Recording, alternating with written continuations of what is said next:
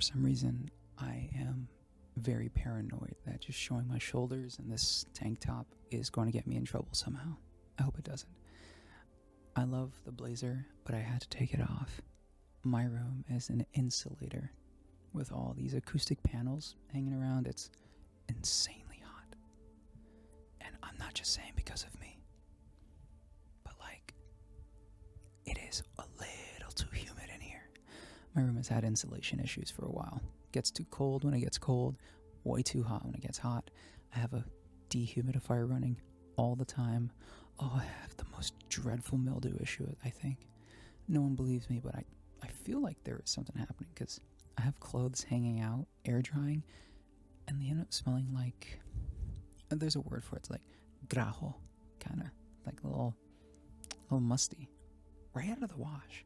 So it's either the walls or the washer, but I've done so much washing, so many fresh tablets. I tried each and every tiny minute difference in technique to wash, straining, steeping, Clorox, pre, post soak. I know my washing machine and dryer combo better than my own parents. I mean, I've been doing my own laundry since I was like 14, 13, or 12. I've been doing my laundry since I was a kid, basically. But regardless, that's not really why I'm talking to you right now. It's nice to vent about it because, oh my god, no one believes me that something's happened to my clothes. And I don't sweat in them, and I don't even go outside in them, and these are brand new clothes, so they shouldn't be stinking, but they are stinking, which is weird. Why would they stink? I don't know, and that's the problem. But I'm getting distracted. As a bit of a follow-up to my last one, I just wanted to kind of offer a more concise and direct video, or I should say ramble. Yes, I feel like a loser a lot of the time. I feel inadequate. I have deep self-esteem issues. I had been staring into a mirror and comparing myself and feeling just horrid about myself since I was a child.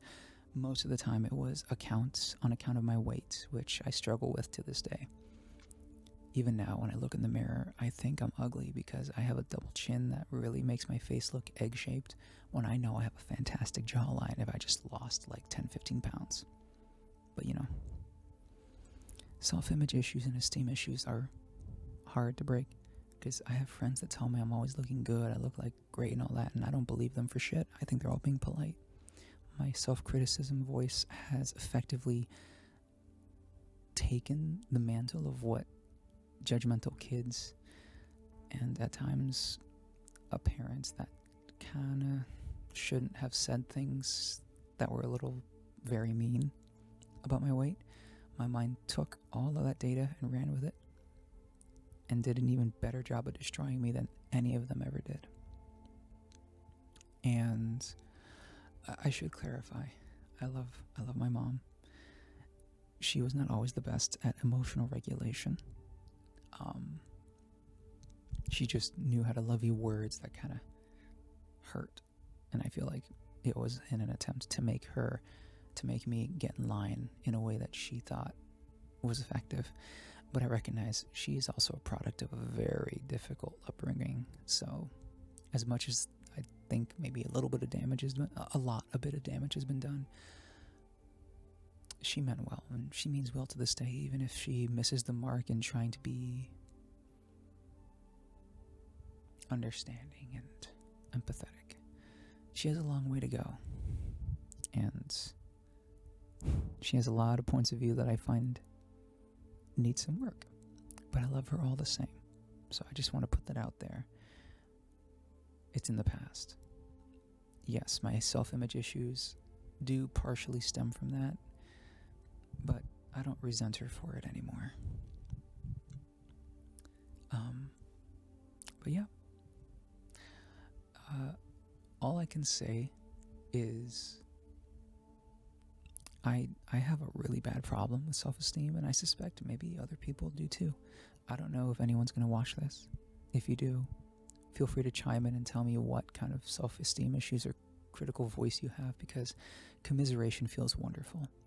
And like I mentioned in my previous recording, It feels good to feel bad. It's addicting. Wallowing in self-pity, like, obviously, the right answer, the right move is to build towards what we want and just take that leap of faith, take that gamble, and hope it pays off. But it's hard. It is so very hard. And it's way easier to just stay put, feel sorry for ourselves, and then just cry and scream and hope somehow someone's gonna burst through the walls and save us. I spent many years doing that. Just that. Hoping somehow, some way, someone would save me. That somehow my problems, a solution would manifest itself before me. But like I mentioned as well, and as I suspect many who have lived life recognize, life doesn't always happen to you or for you. Things do happen, but life does not always happen for you. You have to take your steps. You gotta put in a little bit of the work. And even then, there's no guarantee of success. Sometimes you can do everything right and still fail. Sometimes you can do everything wrong and succeed, marvelously so. But, chaos of life notwithstanding, I should be so bold as to venture a claim that it's not impossible for things to work out. If you're anything like me, kind of lost in a sort of months-long fugue state of just feeling like inadequate or worthless, useless, where you know better than to assign value judgments to people, but you just can't help but assign one to yourself because, everyone else is valid except you. It's like, oh, I love everyone, but fuck you. Fuck you, me. Like that kind of thing. Yeah, that's where I'm at. So, if you're out there, if by some miracle, by some chance you're watching this and you feel the same, I'm right with you. I'm with you there, buddy. But I guess that's just kind of where we are at as a society. It seems comparison has become a mainstay, a fixture in just the way we operate as a result of relentless algorithms pushing short-form video content, showing us the highlight reels, the best and the worst of people, but still the most memorable of their experiences and lives. And I guess there is something to be said that we're the ones feeding into it because we are addicted to it. But shame on them for making it addictive in the first place, and shame on them for building algorithms that gamified social media the same way that they're gamifying gambling now. If you haven't already, please watch CoffeeZilla's videos on all of that, because, my God, it's business to them, but to me, it's insidious. And there's a cognitive dissonance that comes with being chill and lackadaisical about that, while also realizing they're instilling horrible habits into children and almost guaranteeing financial ruin for people who cannot control themselves, making one bet after another. It's ironic because I saw Uncut Gems yesterday. This is completely beside the point, but I want to talk about it because this feels like serendipity now. Uncut Gems, if you've seen it, pretty fun movie. Well, fun isn't what I'd describe. Adam Sandler's a fantastic actor. I'm so glad he's more of a sweetheart in real life because, oh my God, his character in the movie is a fucking unrepentant asshole. And each and every minute I was watching that movie, I was counting for someone to just end him. That is how much I hated the semi-dismissive way he talked to his kids, the way he was just antagonistic, and I know sometimes rightfully so, but he was just generally antagonistic to people. Like, if it were me, I'd have been more diplomatic, especially toward loan sharks. I know they don't mean well, but why escalate a situation? Why seek them out and talk to them in the hallway and engage in a fight with them? You're in public. You at least have the means to get away unscathed. But no, his impulsiveness and his need to gamble, make that big hit, always searching for the $1 million instead of taking things for what they are. I get it. There's a lesson to be seen in ambition, but unfortunately, the grander lesson, I think the more important one, is unchecked greed. Because he wasn't just ambitious, he was greedy. I know he went through a lot of trouble to get that opal, but good God. He should have taken the bag and ran with it, but instead he had to hit the slot machine one more time, get one more crank in. And that probably did not end up too well. I don't know. I can't say, because I'm not going to spoil it. But yeah, gambling fucking sucks. And I have the wherewithal to know that when I use gambling bots on Discord, or if I ever walk into a casino, which has only happened maybe thrice in my life, I can see exactly how I could fall into it. I get the urge sometimes when I would play the lottery, which is why I don't play the lottery. I recognize that there is that push, that one more play. The next big win is going to be right around the corner. Ooh, devilishly tempting. Devilishly dangerous. So, yeah. I'm not particularly religious, so I'm not trying to equate gambling to the devil, but if I ever were, I would most assuredly do, because gambling is really not good.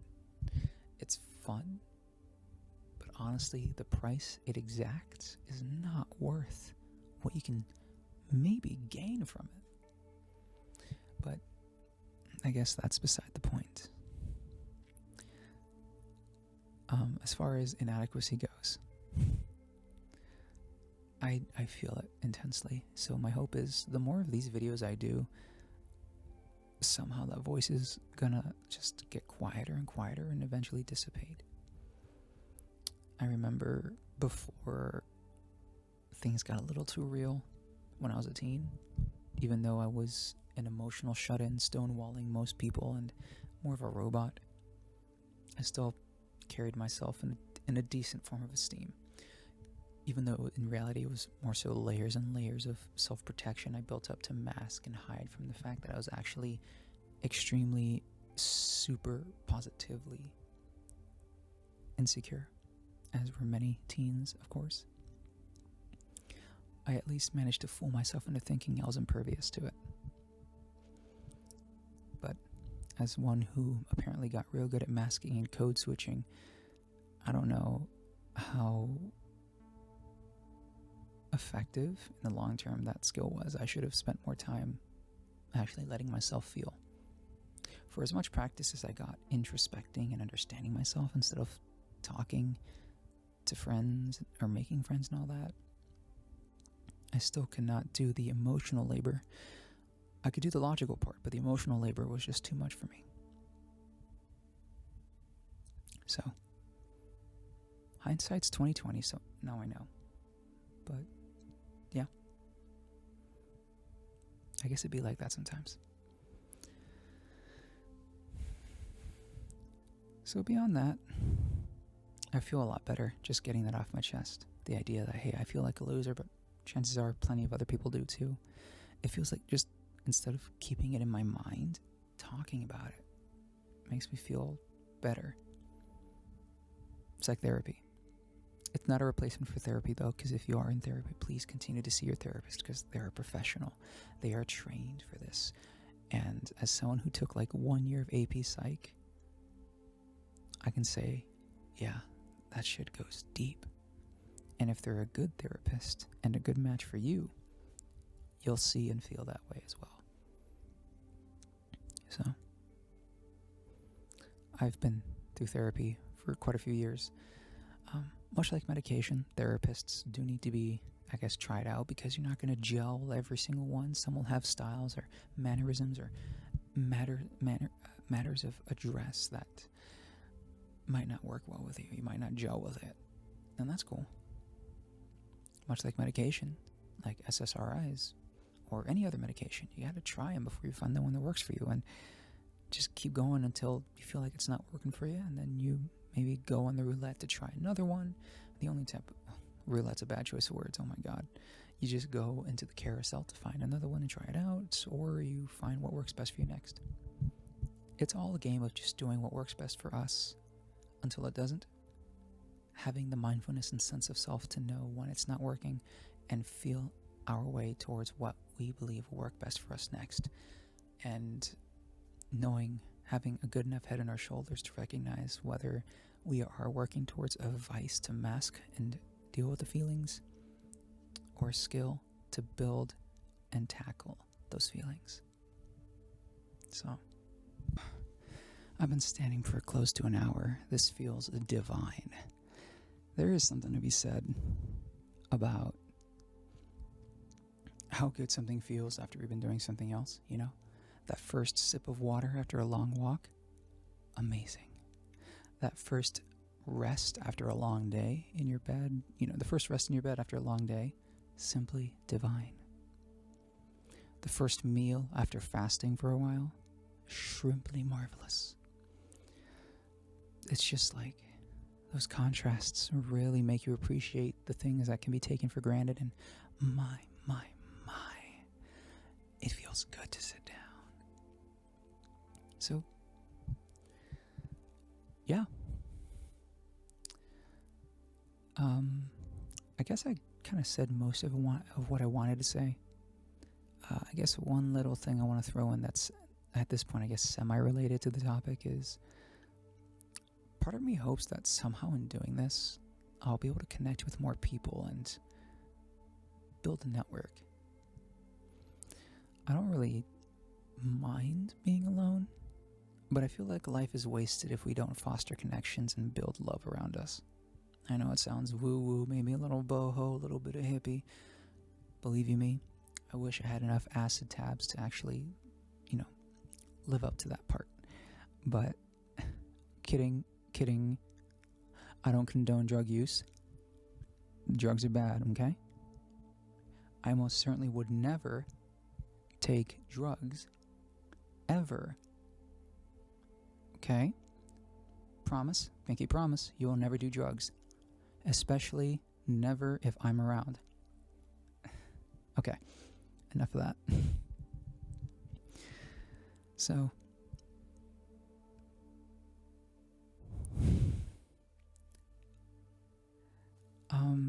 yeah, I do believe that part of me also hopes that somehow I can build some sort of community and just meet people that I can call friends.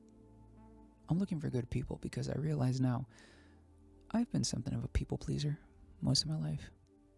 Too nice for my own good. Bad judge of character. Never really sure when I'm being taken advantage of until it becomes so obvious. But even then, sometimes I have to be told to make the connection. For as smart as I might seem to be, I'm not really street smart. As they say, I'm not people smart. Not always. I can psychoanalyze people for funsies, even though I shouldn't because I'm not a licensed psychiatrist. I don't always understand people. So, it's fair to admit that it's very fair to admit that I could use some good people in my life because I have let not so good people in thinking they were good because my vibe is very laid back and it attracts a lot of people, but unfortunately the ones that work the best with me are the ones that end up also wanting to take the most from me. And me being too nice to catch it or too nice to want to rock the boat lets them a lot. So, for a change of pace, I would like to have a network of mostly good people. And don't get me wrong, I have people in my life that I think are good. Some still that are not so good. And it is a little rich coming from me saying that because I had a moment in time, my late teens and early 20s, when I fell down certain rabbit holes that turned me into a total piece of shit. And I feel so bad for literally everyone I tried to date from that time period because awful.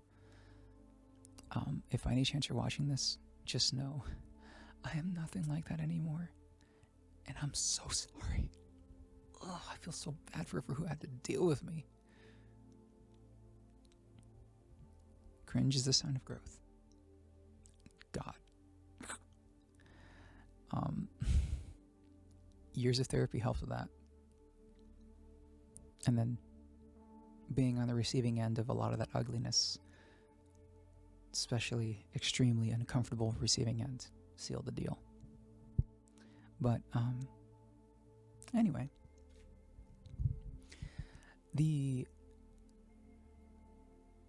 what was I talking about? I forgot. I freaking forgot.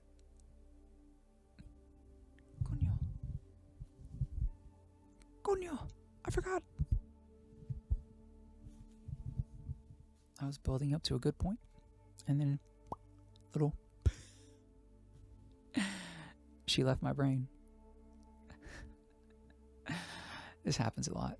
You should see me when I'm trying to write music. I'll have an idea, and it's a race to get it out of my mind and onto the screen before it disappears in a matter of seconds. And I feel like a lot of good ideas were lost to time because I forgot them a little too quick. But that's my problem. Maybe I should get on Prevagen. Yeah. I remember what I was going to talk about, or what I was working towards. I hope that somehow, over time, I'll keep doing this. I'll get better at it. People will stick around. I'll build a following, make some friends. In my eyes, I would love the idea of just building a group of friends, having places to go to across the country, and having those lifetime memories that I've sought to have. Part of it is maybe a bucket list thing, the whole life memories thing, sure. But part of me deeply, soulfully yearns for it. Because I think at this point in my life, it's what I really want. And as much as I'm used to the whole lone wolf thing, which is really me preemptively walking away from people because of abandonment issues, I've been working to not do that. And lone wolf is cool. I like to aura farm. I like to walk out on my own and just carry my head up high and all that. But, which is ironic considering my intense self-esteem issues. But we call that fake it till you make it, because even though I'm always afraid of being looked at, I always make sure to pretend like I don't care. So if you see me out in public, if I look cool as fuck, just know inside I'm an emotional, nervous wreck. I'm just such a good actor that I can keep myself composed. It's why when things get extremely stressful, and I can vouch for this personally, life or death situations, or seemingly so, I can be pretty relaxed and calm, which I think, if I read correctly, might be a trauma response, but go me, I guess. But anyway, yeah, see me on the street, I'm cool. Yeah, inside I'm not. And for as much coolness as someone can claim I might have, I'm a lot lamer and dumber in person, and over time, the more of these I record, you'll get a good feel for that. You really will. But yeah, that's all she wrote. That's all she has to say. At least for today. I think as a reward, I'm going to cook myself a lovely breakfast. Nothing too crazy. I am craving a huevos rancheros. I was talking about that in a video I made yesterday that will probably never see the light of day. But it's been on my mind. I love huevos rancheros. It's so good. I love Tex-Mex and just Mexican style food. I love Hispanic food too.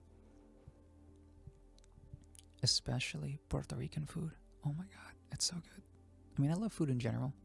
You can tell I have a fair bit of pudge, which is also why I wear black, because it's the most slimming color and hides the massive amount of curves I have. And I'm trying to hide these thunder thighs, so you'll never know. But I love food. Maybe a little too much, but that's neither here nor there. I like food, and I'm proud of myself for recording this. And I'm going to make a solemn vow to upload this one and the previous one. I'll upload both. I won't let fear take hold of me. Not anymore. I want I have a vision for my future, and I want to work towards it, and I'm going to work towards it. I'm going to do it. Then I'm going to treat myself to a wonderful breakfast. Then I'll steal some cake that my dad bought. Love you, Dad. Love you, Mom, too, obviously. Love you, brother. My brother. I love you guys. Am I going over? I overthought, because I didn't want the rest of my family to think I'm only saying illy to my dad. Huh. This is me catching my thoughts in real time. Yeah, screw it. I'll upload all this. It's chaotic. It might not be laser focused for audience retention, but it's not for the audience. This is me being human and just reaching out for other humans, to other humans. So, yeah. I appreciate you taking your time if you watch this also. Thank you. And I hope to see you again at some point. Adios. Do take care of yourself, and remember, have a lovely morning, or afternoon, or evening, depending on where you might be in the world. Thank you very much.